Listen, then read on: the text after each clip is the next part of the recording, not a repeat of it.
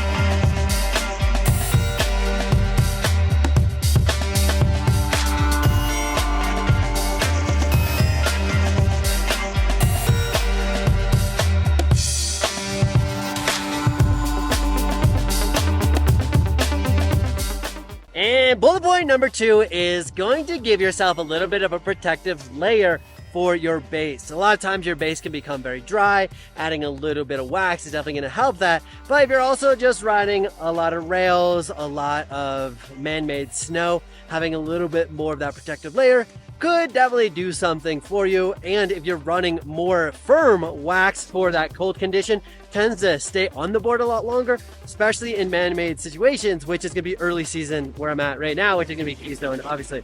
So then on that note, we're going to keep cruising down. As you can tell, it is freaking chaotic here. And so definitely got to have a head on a swivel.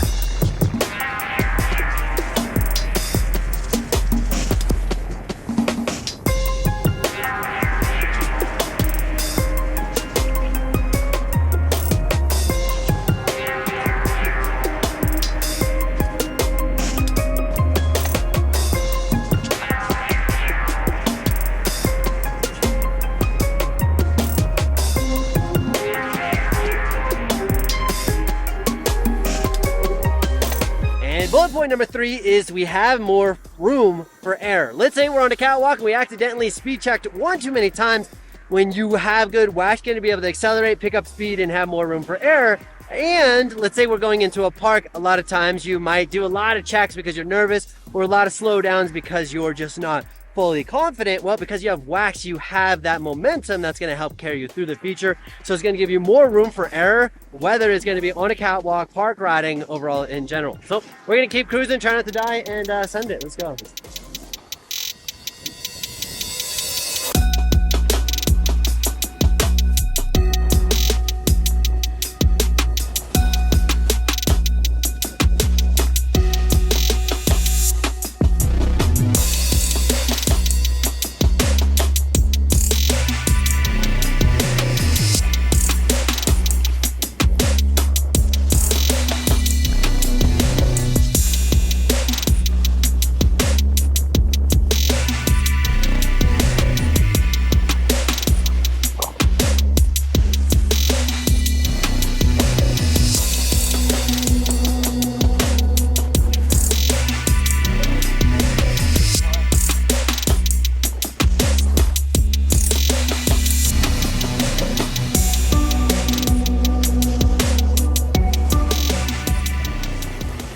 bullet point number 4 is going to be keeping up with your friends. Let's say that it's powder day and you're the last one there. Well, odds are your friends are absolutely going to ditch you. So having the wax at speed to be able to manage that terrain and keep up with your friends is way more of a big deal than most people expect. Especially, let's use another example of a catwalk. If you're going to Big Sky in Vail, Colorado, there's about 14,000 miles of catwalks, and as a snowboarder, it becomes really tough, and it could be minutes of difference between your first homie who made it with good wax versus the last person. So the overall experience of the day, the vibe, the friends, having a good wax tuned board is going to be actually a bigger deal than you can imagine. All right, overall the vibe has been pretty incredible. We also got my dude Jose, who's here from out of town. He's actually one of our moderators from the live stream. His name is Bautista on the chat. So if you're ever in the live stream, now you know who it is. Go hang out, go say hi to him, go vibe. He's out here vibing with me and helping me film. So big shout out to the boy. Let's keep cruising.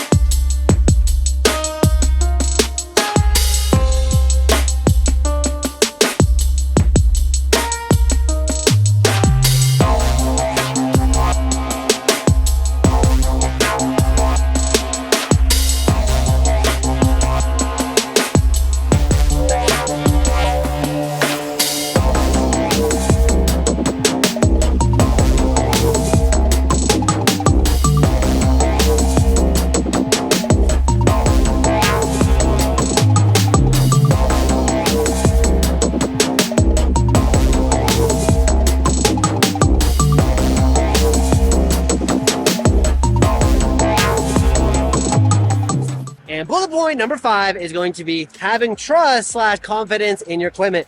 If you can get used to waxing consistently and you absolutely know your board, know your equipment, you're going to have the confidence in it. And that is going to be a big factor. Let's say you're going into a 65-foot jump and you know you have the speed, but then you're going to feel good. Let's say I'm going in a catwalk and I got to avoid some people go around or make it a traverse across the hill. Again, because I know my board and I trust my board, it's going to make that user experience significantly better. And you could even argue probably reduce some injuries because you're not knuckling a jump. Obviously, you got to be able to know your board. So on that note, we're actually going to go dive to the car and go show you exactly how to wax. Let's go. So I'm going to teach you exactly how to wax your snowboard. And first, let's start off with what exactly you need. For today, we do have an iron and wax. It's going to be what we need just as a basic, but there's a whole bunch of other stuff and you can get quite in depth when it comes to waxing. Today's kind of a bit of a short wax and a quick and easy wax. If you're looking for a full breakdown, check out the link in the description below. I have a 36-minute absolute nerdy video with a pro board-across racer who's waxing his board. With that said, I'm also going to link all of the products, tools, and stuff down in the description below. There is an affiliate link, so I do get a small kickback and you can help support the channel, but it's going to be no cost to you. So very first thing is make sure your iron is heated up. When you have your wax, it's going to give you an indication of what temperature is used for the sliding on snow. And then you're also going to have a temperature which you should be melting the wax at. So definitely pay attention to those two numbers. Definitely going to be a big deal. For this one, we're setting our iron to 140 degrees Celsius. The wax we're going to be using today is quite expensive, and no, I didn't pay for it. I got it from a friend. He hooked me up. But there is a lot of different styles of wax and price points. And definitely subscribe to the channel because I'm going to do a whole nother video on a $1 wax versus a $250 wax and see if there's actually a difference, and it matters. But today we got a bit of a pricey wax, and regardless of it's pricey or not, I love using this method called the crayon method. What you're gonna do is have your iron in your right hand or your dominant hand and the wax in the other hand. We're gonna simply get the iron pretty close to the board, and I'm gonna tap and let go. I'm not gonna sit here and hold for 5 minutes. I'm gonna tap and go. As I go, that means tap and smear. So I'm just gonna do this pretty quickly. Notice that I am moving quickly. Notice that I'm not staying in a same spot. I'm not holding this for a long time. I'm simply doing the tap and go method. What I like to do is work in a nice straight line. That allows me to make sure I'm getting the whole thing pretty consistent. I'm gonna work back and forth. The other thing that you gotta do is manage your drips. Yes, you're gonna end up dripping a little bit, but the goal is for the drips to be inside or like on top of your board versus dripping and making a mess all over the hotel room or wherever you're at. So I'm doing that. Ideally, we just move nice and quickly, making these nice straight lines. If I do find a splash and I can like smear the splash, that's gonna be pretty nice, or the drip, and that's gonna be pretty nice. So going here, managing that drip. Some situations you definitely want to wax the tip and tail. For me, not being a competitive snowboarder / trying to conserve some of my wax, I'm gonna choose to not go nose and tail. I'm just gonna do the main part of the board. Once that is done, I'm gonna take my iron and I'm gonna go straight lines from the tip to the tail, nice and smooth. I am making sure that I'm going at a medium pace, because if I go too fast, then the wax is just it's not gonna melt or do anything. So I'm gonna go at a nice medium pace. As you can see here, I am looking for the wax to be evenly distributed through the board. I'm looking for this little bit of a melted spot. So if I go too fast, then I'm not gonna see that. If I go too slow, I have a chance of burning the base or delaminating the base. Not awesome. You'll notice that I'll go back and forth a couple times. When I do that, essentially I just know that there might be like a little spot that I miss. So I'm just trying to farm the wax or move the wax around. So I'll go in a nice straight line, start from the top again.